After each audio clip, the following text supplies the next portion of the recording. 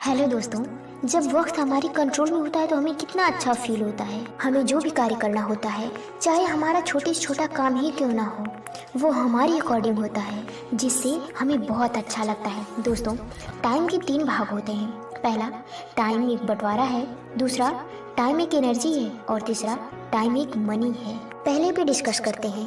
Time एक बंटवारा है। दोस्तों, दुनिया में जितने भी लोग हैं, सबके पास 24 घंटे ही होते हैं। कोई भी व्यक्ति ऐसा नहीं है कि जिसके पास 24 घंटे से ज़्यादा टाइम हो।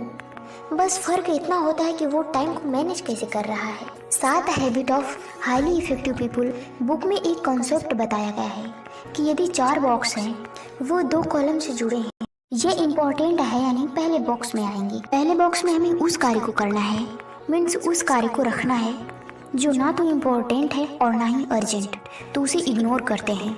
और दूसरे बॉक्स में कि कोई काम अर्जेंट है और उसे उसी समय करने की ज़रूरत है पर इम्पोर्टेंट नहीं है, उसे किसी और को करने को दे दें, डेलीगेट करा दें।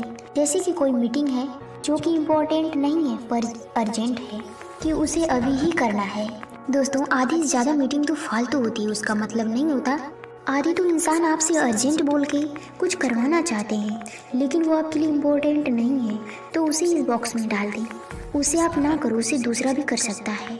और तीसरे बॉक्स में कोई काम अर्जेंट नहीं है, अभी करने की ज़रूरत भी नहीं है पर इम्पोर्टेंट है, उसे शेड्यूल कर दीजिए। जैसे कि किसी को कॉल करना है, इम्पोर्टेंट है पर अर्जेंट नहीं है। और चौथे बॉक्स में उसे डालना है जो काम अर्जेंट है और इम्पोर्टेंट भी, उसे अभी के अभी करना है। दोस्तों, ये सारे फार्मूला, जितने भी टोटल फार्मूला है, ये इंसान को रोबोट बनाता है। इसलिए दोस्तों, तीसरा बॉक्स बनाएं और इम्पोर्टेंट और अर्जेंट के साथ देखिए कि उसे करने में कितना वक्त लगता है। जैसे किसी क्लोज इंसान से कॉल करना है, ये इम्पोर्टेंट है पर अर्जेंट नहीं। और इसमें एक ऑप्शन ए भी है कि इसमें वक्त कितना लगेगा।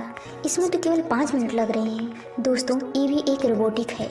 सपोज दैट जो चीज़ें ज़रूरी नहीं है, इम्पोर्टेंट नहीं है और ना ही अर्जेंट है, तो क्या उसे हम अपनी लाइफ से निकाल दें?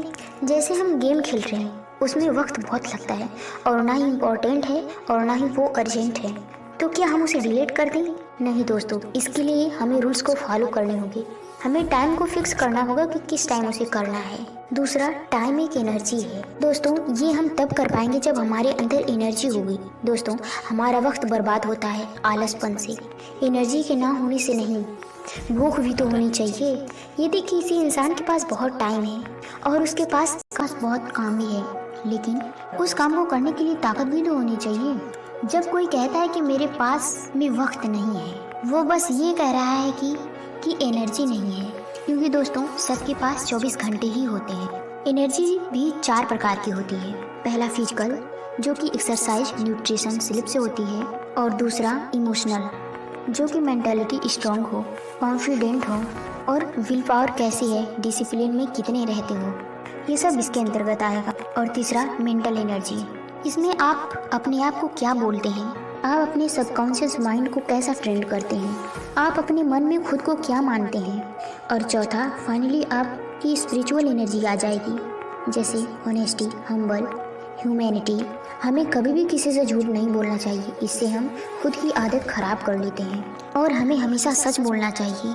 सच बोलने से हम कहीं भी कुछ भी बेझिझक बोलते हैं। और सच बोलने वाले व्यक्ति को अगर कुछ नहीं आता है तो वो बेझिझक बोलता है कि मुझे ये सीखना है या मुझे वो नहीं चाहिए। कुछ भी हो, वो हमेशा सच के मार्ग पर ही रहता है। ऑनेस्टी कितनी ज़रूरी है, हमें ये बात सिर्फ तब समझ आएगी जब हम किसी ऑनेस्ट व्यक्ति के पास बैठेंगे। और जो लोग ऑनेस्ट होते हैं वे हर काम को ईमानदारी से करते हैं। वो किसी भी फील्ड में जाए, वे अपने काम को मन लगा कर करते हैं। दोस्तों, हमारी एनर्जी का भी वक्त होता है। ऐसा नहीं है कि हम हर वक्त 24 घंटे पावरफुल होते हैं। हमें किसी भी अपने काम को तब करना चाहिए जब हम फील करें कि इस वक्त हमारे अंदर एनर्जी है। दोस्तों, सबके रूल्स अलग अलग होते हैं। ये ज़रूरी नहीं है कि यदि हम पढ़ाई कर रहे हैं तो सुबह ही सही है, ऐसा कुछ नहीं है। वो टाइम सबसे अच्छा होता है जिसमें आपको उस वक्त एनर्जी फील हो रहा हो। दोस्तों, हमें उस वक्त केवल अपना काम करना चाहिए। No call, no meeting. अब आते हैं टाइम इज मनी। दोस्तों, हर वक्त की कीमत होती है। सभी लोग वक्त से ही अपनी कमाई करते हैं। हम अपने टाइम को देकर ही मनी गेन करते हैं।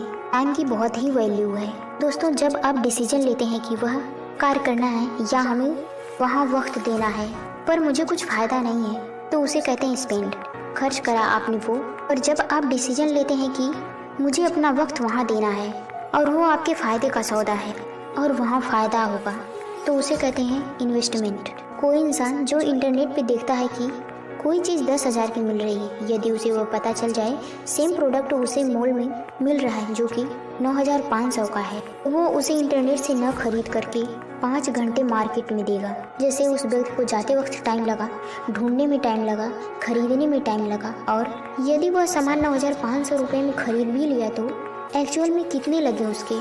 उस व्यक्ति ने 9,500 ही नहीं बल्कि 5 घंटे इंटू 200 देखे तो होते हैं 1,000 रुपये, यानी 9,500 रुपये और 1,000 उसके टोटल लोगे 1,500 रुपये। दोस्तों, हमें अपने टाइम को समझना होगा।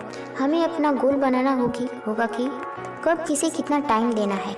ऐसा करने से सब अपने आप सही हो जाएगा।